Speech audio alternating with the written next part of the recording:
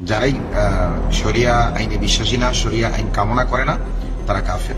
নানা কারণে আলোচিত সমালোচিত মাওলানা আতাউর রহমান বিক্রমপুরীকে গ্রেপ্তার করেছে ঢাকা মহানগর গোয়েন্দা পুলিশ। 24 ডিসেম্বর বুধবার দুপুর 1:30টার দিকে ঢাকা মহানগর পুলিশের মুখপাত্র উপকমিশনার মোহাম্মদ তালিবুর রহমান এ তথ্য নিশ্চিত করেছেন। তিনি জানান, নরসিংদী থেকে আতাউর রহমানকে গ্রেপ্তার করে ডিবি। তারপর তাকে টঙ্গী পূর্ব থানা পুলিশের কাছে হস্তান্তর করা হয়।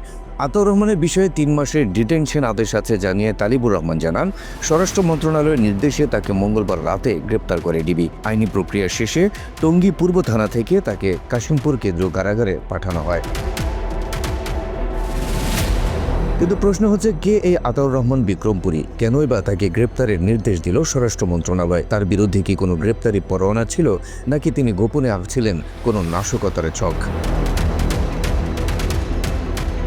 জানা গেছে, আতাউর রহমান বিক্রমপুরীর বাড়ি মুন্সিগঞ্জ জেলার টুঙ্গিবাড়ি উপজেলার আমতলী গ্রামে। তিনি যশোরের ঝিকরগাছা উপজেলার ইস্তা গ্রামে অবস্থিত মার্কাজুল হুনাফা আল মুসলিমিন মাদ্রাসার প্রিন্সিপাল।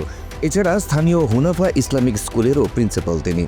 আতাউর রহমান আজাদি আন্দোলন বাংলাদেশের আমির, বৈষম্যহীন কারামুক্তি আন্দোলনের কেন্দ্রীয় জয়েন্ট সেক্রেটারি এবং জাতীয় ক্ষতি ফাউন্ডেশন নামে একটি প্রতিষ্ঠানের শানে সাহাবা পদে রয়েছেন। পুলিশের তথ্য বলছে, 2020 সালের 24 মার্চ ঝিকরগাছা থানায় সন্ত্রাস বিরোধী আইনে দায়ের করা একটি FIR-এর এজাহারভুক্ত আসামি এই আতাউর রহমান।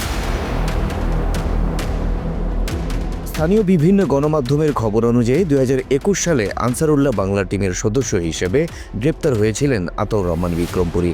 2024 সালের 5 আগস্ট সরকার পতনের পর প্রথম আলোর সামনে বিক্ষোভে নেতৃত্ব দিয়েছিলেন তিনি। সেই সময় থানায় যাদের আটক করা হয়েছিল, তিনি তাদের ছাড়িয়ে আনতেও ভূমিকা রেখেছিলেন। এছাড়া শাহবাগে এক নারী হেনস্থার ঘটনায় অভিযুক্তকে ফুলের মালা দিয়ে বীরের বেশে থানা থেকে ছাড়িয়ে আনার সেই আলোচিত ঘটনার নেতৃত্বেও ছিলেন এই বিক্রমপুরী।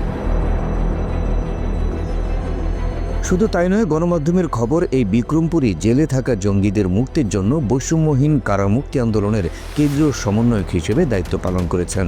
অভিযোগ আছে, 5 আগস্টের পর কাশিমপুর কারাগার থেকে জঙ্গি বন্দীদের ছাড়াতে প্রভাব খাটাতো তার অনুসারীরা। তার ভেরিফাইড ফেসবুক পেজে চোখ বোলালেও দেখা মেলে নানা উস্কানিমূলক আর বিতর্কিত বক্তব্যের, যা সামাজিক বিভাজন আর অশান্তি তৈরিতে উস্কানি হিসেবে বিবেচিত বলে মনে করছেন সচেতন মহল।